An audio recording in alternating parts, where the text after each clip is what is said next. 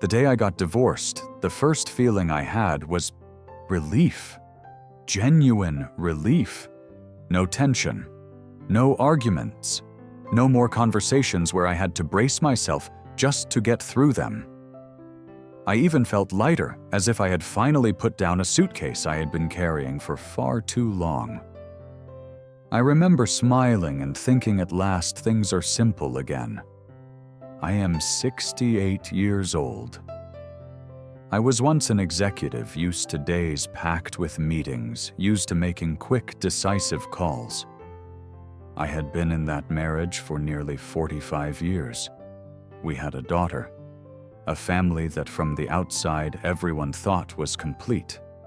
And for many years I believed that too. I believed I had done my part. I believed that bringing money home and keeping everything stable was the safest way to love. The consequences, of course, didn't arrive on the day the papers were signed. They came later, after my wife moved out, after my daughter was no longer living in this house. When I came home in the evenings, and there was no one there to give the day a sense of ending. No familiar footsteps. No one asking, "Have you eaten or are you tired?" No one complaining that I came home late.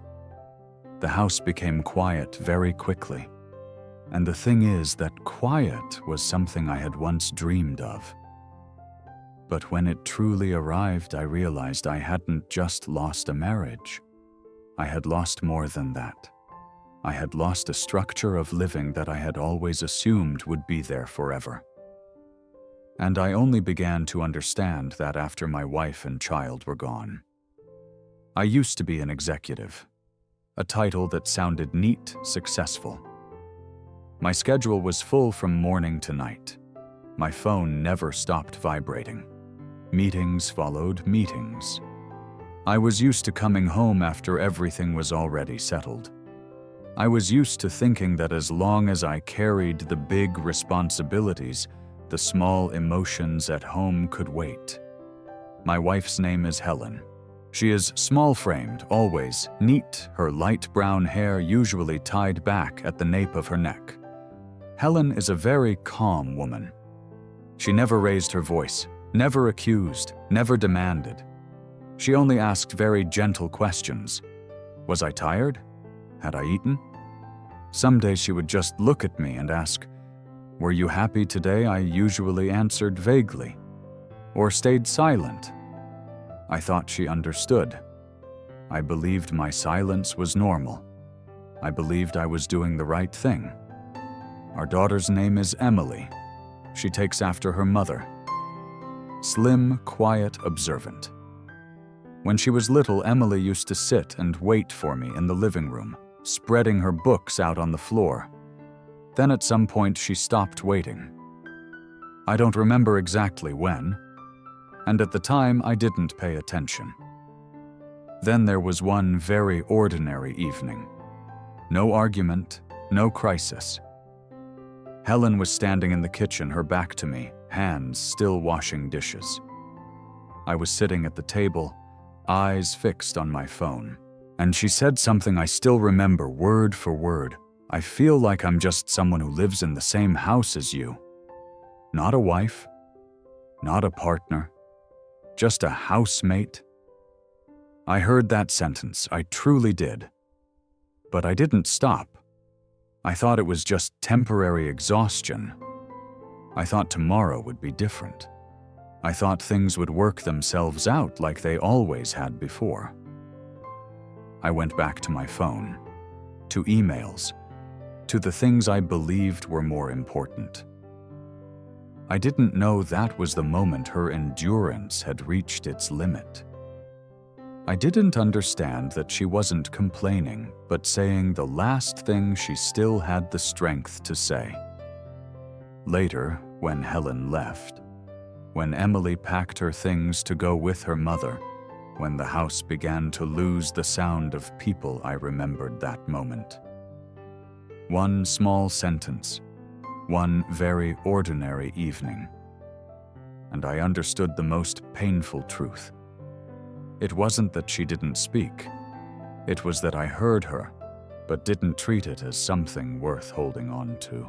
And from that distant moment to now sitting here in this quiet house, I am beginning to realize I lost far more than I ever thought.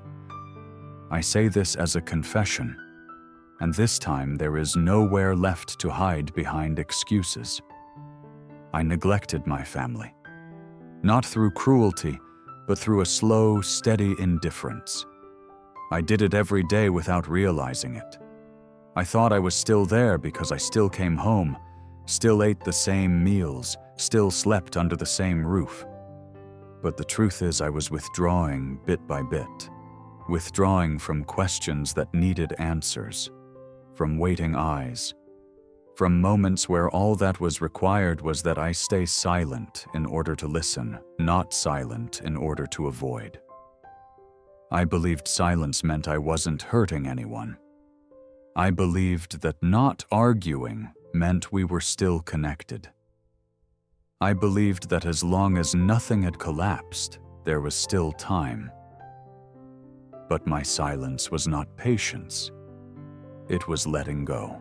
And the most frightening part is that I let go without realizing I was letting go. I left my wife talking to herself for too long. I let her feelings pass by without holding on to them. I heard, but I didn't receive. I was there, but I was not present. Now looking back, I can see every moment where I chose wrong. Not once, but hundreds of small times. Each time I didn't ask another question. Each time I thought later. Each time I turned away when I should have stayed. And the consequences of all that didn't arrive back then. They arrived now. In this heavy silence. In this emptiness that nothing can fill. The pain I feel today isn't because I lost them. It's because I remember and understand that I lost them long before that. And now all I can do is be honest with myself. No excuses. No softening the truth. I didn't hold on to what needed to be held. I didn't stay when I should have stayed. And I live with that truth every day. Not to punish myself, but to finally have the courage to look straight at what I did. My life after divorce still looks very normal. I wake up on time, I make coffee, I open the windows every morning. There are no days of collapse, no nights of screaming or crying. But that is what makes it frightening. This loss doesn't crash into you. It seeps in slowly. It lives in very small moments. When I hear a story worth sharing and don't know who to tell. When dinner is ready but there's no one asking if it needs more salt. When the house is clean, orderly, but no longer carries any trace that someone once lived here with me. You don't feel pain right away. You just feel yourself emptying out little by little until you realize there are gaps nothing can fill anymore. The biggest lesson I've learned is not don't get divorced. It's don't live in a way that one day, whether you stay or leave, you still lose everything. A marriage doesn't disappear because of one big decision. It disappears because silences are treated as normal, because of later, because absence is disguised as being busy. If this story touches you, pause for a moment today. Look at the people who are still there. Say one sentence. Listen one time. And if you see yourself in what I've just shared, please like and subscribe to the channel.